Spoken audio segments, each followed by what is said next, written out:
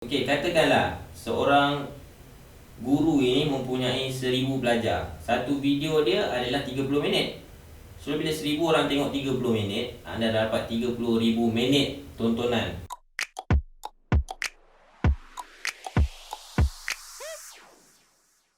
Hello guys, Assalamualaikum. Selamat datang ke channel saya. Tajuk kita hari ini, Cikgu YouTuber Semula Jadi.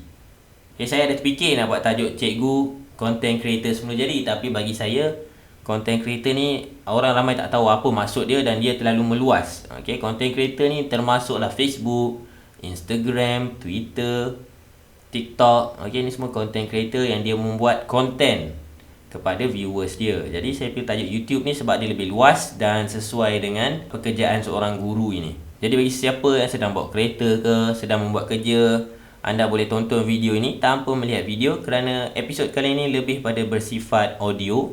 Yang mana dengar saja pun dah cukup dah. Okay, macam podcast lah, tapi saya tak buat podcast kan. So, kenapa saya kata cikgu ni content creator semula jadi ataupun natural YouTuber? Sebab yang pertama adalah networking. Okey, cikgu-cikgu ni kita tahu dia mempunyai network yang luas. Okey, dari rakan sekerja di tempat kerja dia, kemudian di dalam daerah, kemudian dalam negeri, kemudian dan dia ada klien dia iaitu dia punya viewer utama dia, iaitu pelajar dia. So bila cikgu ada network dan juga hubungan yang luas ni, dia secara tak langsung boleh subscribe dan naikkan subscribers dia. Kerana cikgu ni tajuk-tajuk dia begitu evergreen, bila-bila boleh pakai selagi tak ubah silibus lah. Okay, yang kedua adalah kerana cikgu ni mempunyai social skills yang penting bagi seorang YouTuber, iaitu bercakap di halayak ramai. Okey, bukanlah ramai kan depan YouTube ataupun depan komputer, depan kamera saja, tapi ia still memerlukan keberanian kat situ. So kenapa saya kata cikgu ni mempunyai social skills yang perlu ada pada setiap YouTuber? Sebab mereka ni dah biasa dengan mendidik pelajar di hadapan 30-40 orang murid. Kemudian dia orang pergi bengkel, dia orang ada latihan dalam perkhidmatan, dia orang buat PLC. PLC ni macam sharing knowledge lah antara satu sama lain. Jadi mereka dah biasa bercakap di hadapan orang. So depan kamera sepatutnya tiada masalah, dan apatah lagi di YouTube. So bila cikgu ada dua benda ni, iaitu networking dengan dia punya social skills, dia akan membuat satu combination yang mantap lah. Dari segi networking akan naikkan subscriber cikgu. Dari segi social skills pula, viewers ni dia suka dengan orang yang pandai bercakap depan kamera tanpa perlu rasa tergagap-gagap. Cikgu ni dia mempunyai skill dua ni. Okay, let's say lah cikgu ni mengajar tajuk ataupun subjek sains tahap 1 bumi dan cakrawala. So bila cikgu ni upload konten mengenai bab 1 bumi dan cakrawala ni ke dalam YouTube dia untuk kelas dia yang berikutnya, dan kemudian networking dia itu pelajar dia, klien dia tengok dia punya video, kemudian video tu di share kepada kawan dia, kawan-kawan pelajar lah, cikgu pula share dekat kawan-kawan cikgu, dia akan menaikkan dia punya viewers ataupun view pada video itu.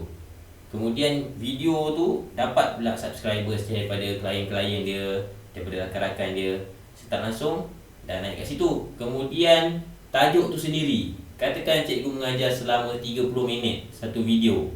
Okey, satu subjek cikgu mengajar 30 minit. Jadi kat situ dah naik dah cikgu punya view hours. Untuk mendapat monetization, cikgu perlu capai 1000 subscribers dan juga 4000 jam tontonan. So bila 30 minit satu orang tengok, cikgu bayangkan ataupun anda semua bayangkanlah, satu subjek 30 minit, kemudian ada 1000 pelajar yang menonton. Tak termasuk pelajar sekolah lain. Sebab saya lah, contohnya saya mengajar 9 kelas kan. Tak ramai lah, tapi dalam 300 macam tu.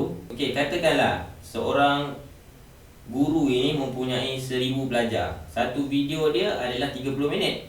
So bila 1000 orang tengok 30 minit, anda dapat 30,000 minit tontonan. Bagi dengan 60 untuk tukar kepada jam, dapat 500 jam dah. So automatically 500 jam itu baru satu topik. Cikgu ni ada banyak topik, ada bab 1, bab 2, bab 3, bab 4, bab 5, bab 6 sampai bab 12. Itu baru satu tingkatan. Kalau cikgu tu mengajar tingkatan yang lain, bayangkanlah.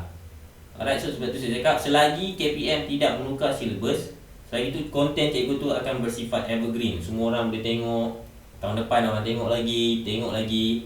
Okey, memang cepatlah cikgu punya sampai tahap monetize tu. Kemudian kalau KPM tukar sekalipun, cikgu just follow the flow ataupun ikut je trend dan upload yang baru. Contohnya bab 1 tajuk dah lain kan, planet Zuhal contohlah. So dah buat tu, viewers cikgu tetap tengok juga. Walaupun viewers lama cikgu dah tak tengok, cikgu ada viewers yang baru, yang muda-muda masuk dan tonton video dia. Itu sebab tu saya kata cikgu ni merupakan YouTuber ataupun content creator semua jadi, sebab dia mempunyai satu medium dah ada, kemudian viewers dah ada, jumlah tontonan ataupun jam tontonan pun dah ada. Dia lengkap satu package, dia dapat balancekan semua tu. Tapi saya perlu ingatkan lah, jangan jadikan pelajar cikgu tu sebagai bahan kajian cikgu lah. Maksudnya cikgu saja nak naikkan YouTube cikgu buat kelas sampai malam lah, banyak-banyak kelas kat diorang. Okay, tu tak patut lah. So cikgu seimbangkan lah antara mengajar dan juga mengupload video. Sebab kalau cikgu terlalu push video-video lama-lama, cikgu akan stres. Okay, sebab banyak sangat video, tetapi viewers dapat sikit, lama-lama stres kan. Jadi cikgu buat je ikut flow dia. Contohnya minggu ni ada mengajar 3 kelas, buat 3 kali. Minggu depan ada 3 kali, 3 kali, 3 kali. Buat je ikut masa yang dah ada tu. Kalau nak buat lebih pun boleh, tapi cikgu janganlah stres. Cikgu kena sabar. Okay, itu saja saya nak cakap mengenai tajuk ini. Terima kasih kerana mendengar, terima kasih kerana menonton. Jangan lupa untuk like dan subscribe video ini jika anda suka. Jika tak suka, boleh tekan dislike. Itu saja daripada saya. Terima kasih kerana menonton. Assalamualaikum. Jumpa lagi dalam video akan datang. Bye bye.